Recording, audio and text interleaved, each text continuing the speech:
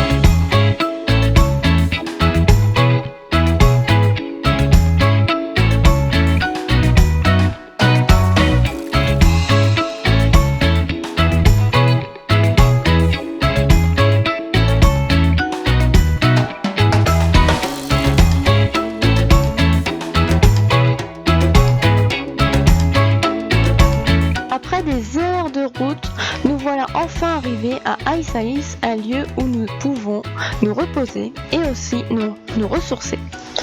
Nous nous sommes baignés dans les sources chaudes, ça nous a fait du bien, même s'il faisait chaud.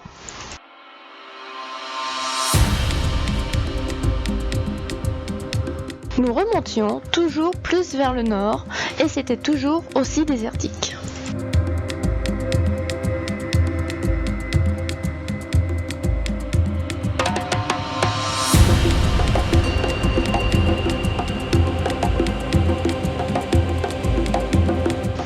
Nous voyons de temps à autre de la faune, des autruches qui courent, ce qui est toujours sympa et ça anime ce paysage figé.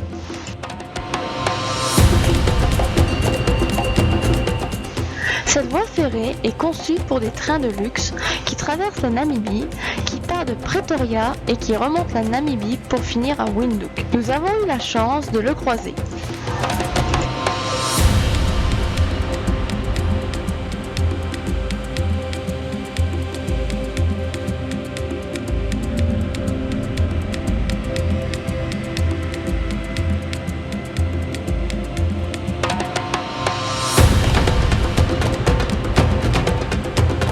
Arrivé à Cratère Brucaros, en fin d'après-midi, nous voyons un autre véhicule de voyageurs. Pour pas les déranger, on va se mettre un peu plus loin. Au final, on s'est installé à côté d'eux, on apprend qu'ils nous suivaient sur internet et ils étaient français. À peine après avoir posé le pied au sol, et là, nous entendons un pneu se dégonfler. Quelle chance, encore un! Nous décidons de faire le repas ensemble et profitons de parler français. Nous reprenons la route et voilà qu'un autre pneu crève. Nous commençons le démontage lorsqu'une tempête arrive droit sur nous. Nous changeons le pneu à la vitesse de l'éclair pour pas se faire rincer. Par chance, il a commencé à pleuvoir qu'après avoir fini. Et quand il pleut ici, c'est le déluge. Certains véhicules s'arrêtent sur le bas à côté pour attendre que ça se calme. Le déluge fut précédé par une tempête de sable levée par le souffle du vent, poussée par la masse d'eau qui arrivait.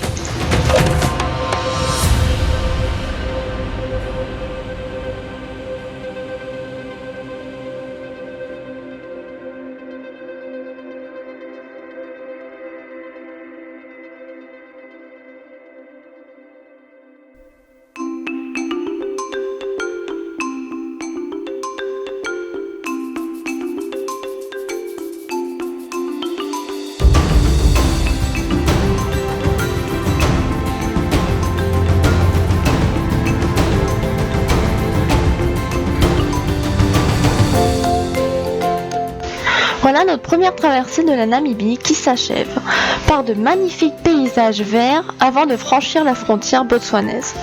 Nous avons fait une halte de quelques jours à côté de la rivière Okavango, le long du Caprivi Strip. Nous avons fait la cuisine et utilisé notre Dutch Oven en faisant un gâteau.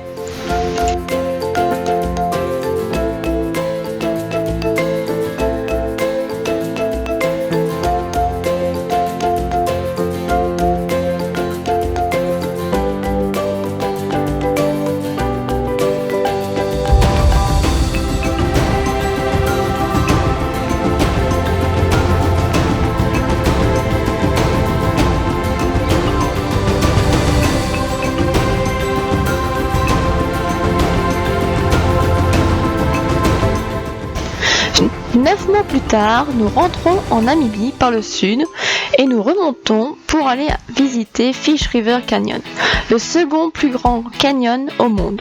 Une vue impressionnante.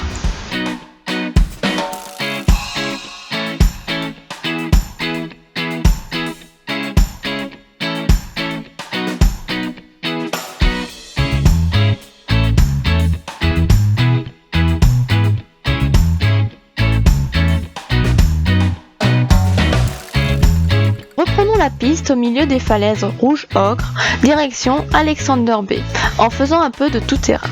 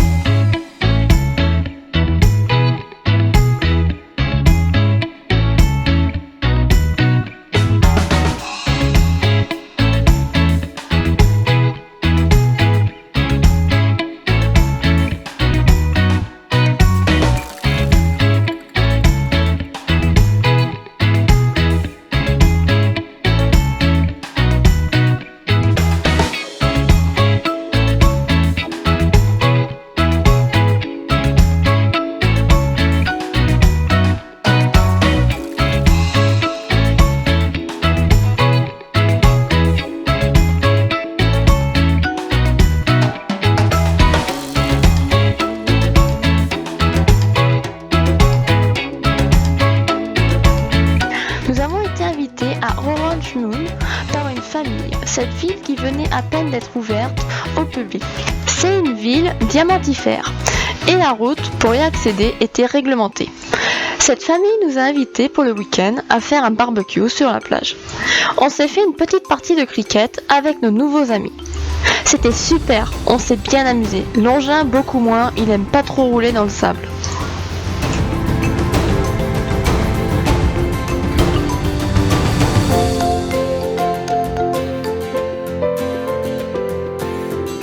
Dans la ville, la faune est au rendez-vous. Les oryx vivent en symbiose avec l'homme. Nous les avons retrouvés au parc de jeux. Pour les prendre en photo, c'est beaucoup plus simple.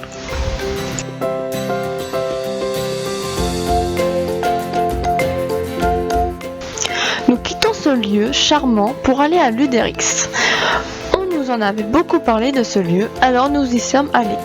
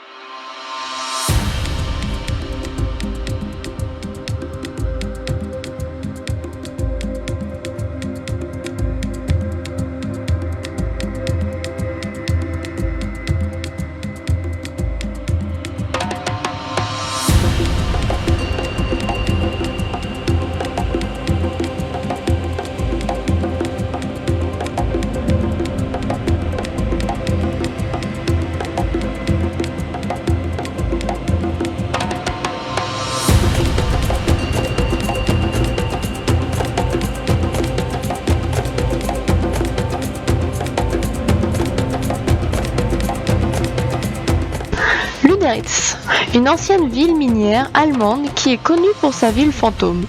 Quelle ne fut pas notre déception quand on apprend que pour la visiter, c'est payant. Les tarifs étaient exorbitants pour voir une ville délabrée. Alors qu'en Australie, c'est gratuit pour la même chose. Heureusement, nous avons fait la côte, nous avons retrouvé la mer et puis observé des otaries bronzées sur les roches un peu plus loin. De ça, des centaines de flamants roses.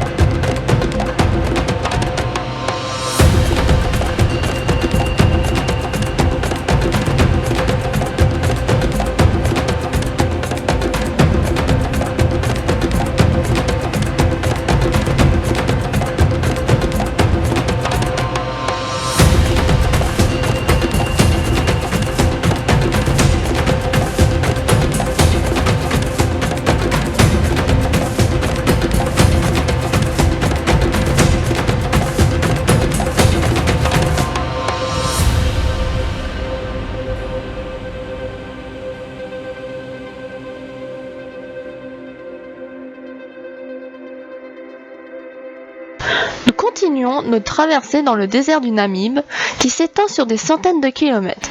Des paysages rouges à perte de vue. Sur la route, nous croisons des oryx qui traversent la route et nous volent la priorité.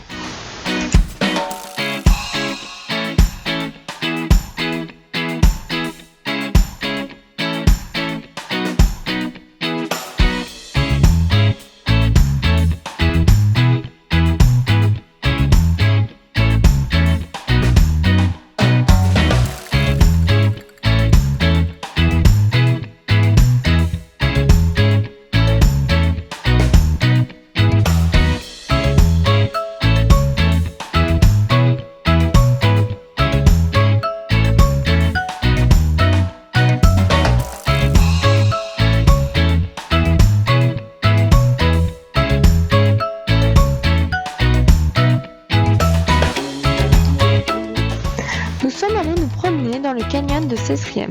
La température était presque suffocante.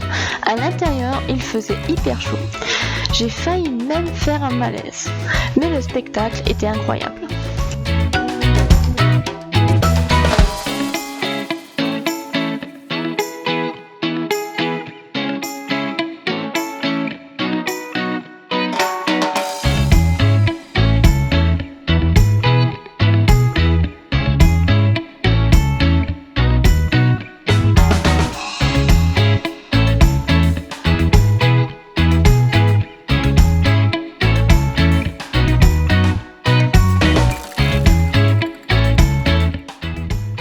Nous continuons notre visite vers la dune 45 qui est à 45 km du canyon. La route pour l'atteindre est gravillonneuse. Nous sommes entourés de part et d'autre par des dunes rouges. Nous continuons un peu plus loin, la piste se transforme petit à petit en une mer de sable et l'engin continue jusqu'au point final, mais pour ça il a fallu dégonfler. Arrivé au bout, papa a voulu jouer dans le sable.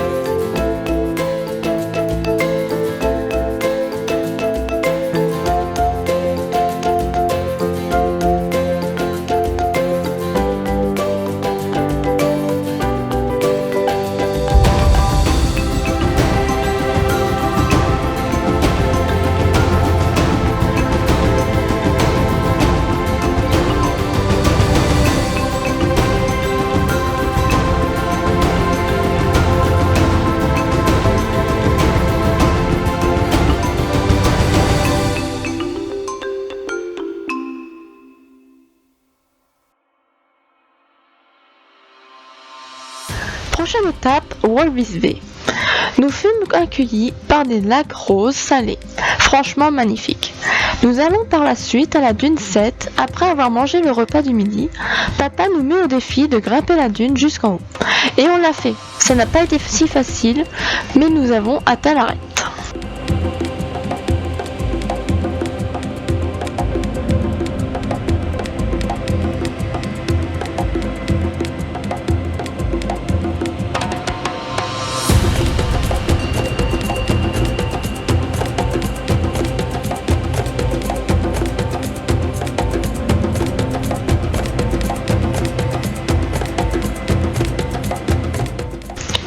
Nous fêterons le nouvel an à Schwakop Moon. Nous nous rappellerons toujours de cet endroit maudit. Un flic désagréable et pas aimable du tout a voulu nous mettre une amende parce que nous campions sur la plage, alors que ce jour-là, on y était autorisé. Ce flic n'a rien voulu savoir et nous a pourri notre nouvel an. Après ça, nous n'étions pas trop dans l'ambiance. Bonne année 2018, yeah!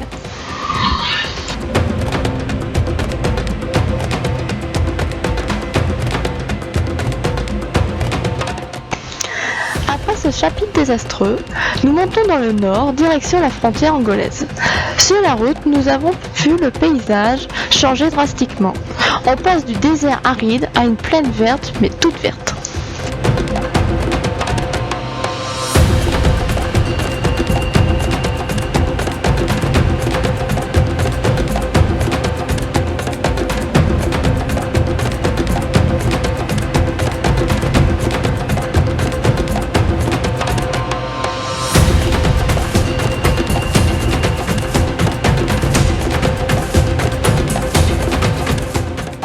Et nous voici en Angola. Après avoir entendu que cette route était géniale et qu'il fallait la prendre, nous regrettons amèrement d'avoir écouté cette dite personne. C'était même plus une piste, on a mis une semaine pour faire 400 km, dont 8 heures de conduite par jour et pas loin d'une centaine de passages à gué. Des crevasses et des cornières pas possibles, et en plus de ça, il y avait des acacias. Des arbustes avec des épines d'une dizaine de centimètres. Aïe aïe aïe, les pneus. On empruntait des lits de rivière mais sans voir la piste. On y allait à tâtons. Heureusement que nous avions le GPS avec lequel nous suivions un cap. Nous étions assez imprudents. Pas d'internet, pas un village. Pendant cette semaine, nous avons croisé que 2 mobylettes. Et vers la fin de la piste, l'une de nos batteries a explosé. Dû aux secousses, nous avons eu le pompon. Plus jamais on suivra une idée comme ça.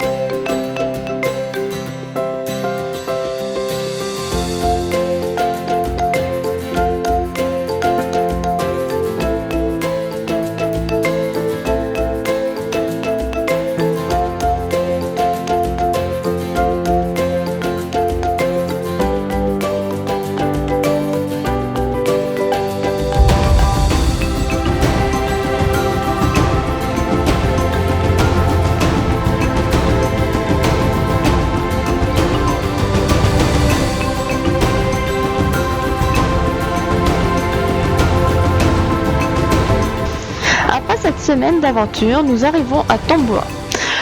On nous en avait parlé comme le lieu à voir. Bof, pas terrible. Nous nous sommes installés sur une plage et avons fêté l'anniversaire de Natacha en faisant des lasagnes aux poissons.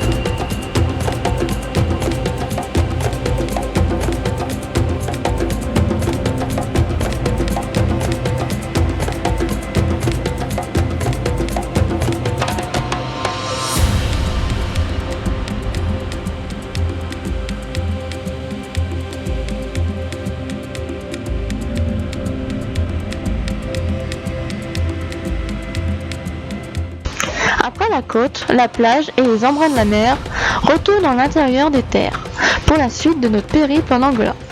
Nous fûmes accueillis par la fraîcheur et la quiétude des lieux. Nous étions à 2100 mètres d'altitude, Lubango.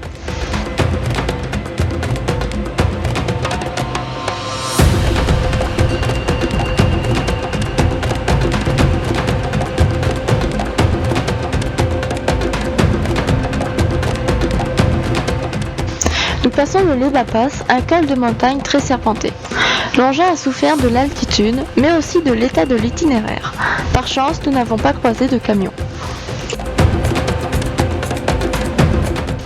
Nous arrivons à Tonda Valley, un lieu où on voit tout en petit. C'est grandiose et c'est encore plus magnifique quand les nuages sont à la ras de la montagne. On voit un parquet blanc. Franchement spectaculaire, mais très froid. Nous resterons la nuit.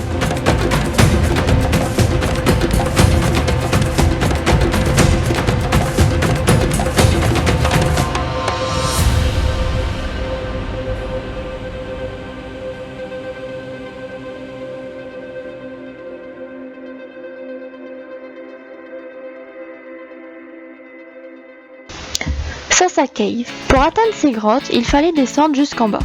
C'était très fatigant, surtout avec la chaleur qui n'arrangeait pas les choses. Arrivés enfin en bas, nous découvrons une végétation luxuriante alors que dans les alentours, c'est sec et un peu mort. Nous sommes remontés avec beaucoup de peine. Nous prenons la route, direction Calendula Falls. Nous passons près d'un pont un peu délabré. Nous voyons ces torrents d'eau se déverser dans le fleuve à une vitesse ahurissante. C'est pas le moment de faire une baignade.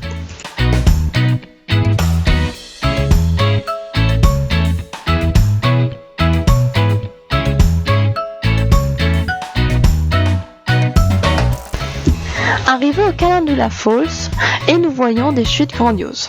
Elles sont plus petites que les Victoria, mais elles ont leur charme. Différents points de vue, là-bas, nous avons fait de merveilleuses rencontres.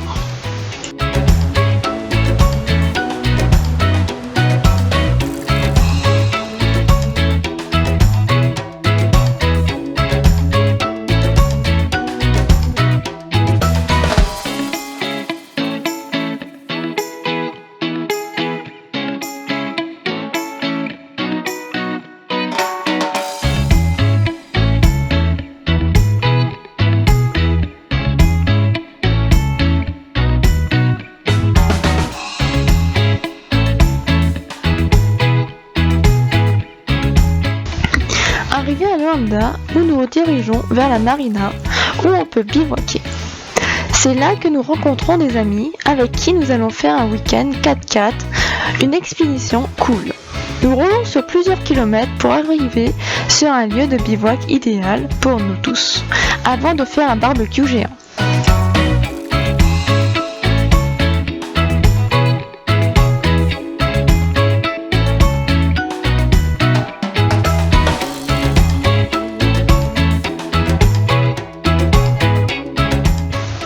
Vers la fin de l'après-midi, nous allons à la collecte du bois pour se faire un immense feu de joie. Nous n'avons pas fait gaffe où nous roulions et nous voilà embourbés dans un marécage. Impossible de s'en sortir seul. Nous attendons que nos autres amis viennent nous aider. En entendant qu'ils arrivent, nous buvons une bière pour célébrer ça. Au bout d'une demi-heure, les copains ont réussi à nous sortir de là.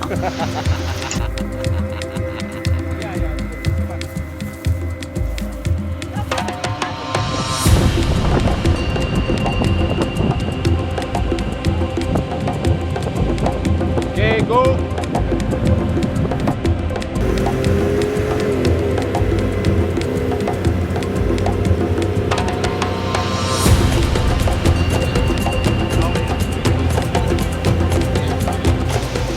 Arrivés au camp, nous mettons les maillots de bain et direction la mer. Plongeons dans les vagues et rouleaux qui déferlent sur la plage. Plus d'un d'entre nous se sont fait avaler par les rouleaux et éjectés sur les berges. Les vagues atteignaient bien les 2 mètres de haut.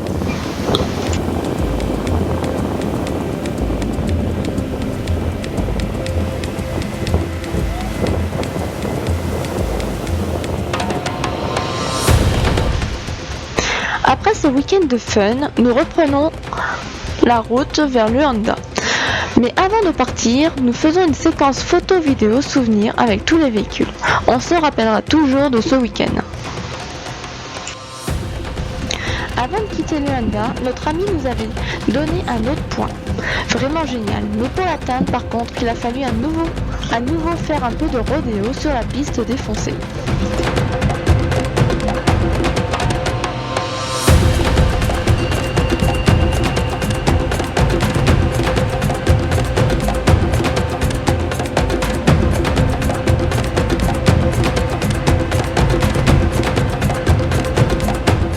C'est là que prend fin mon récit sur cet itinéraire fantastique entre Namibie et l'Angola.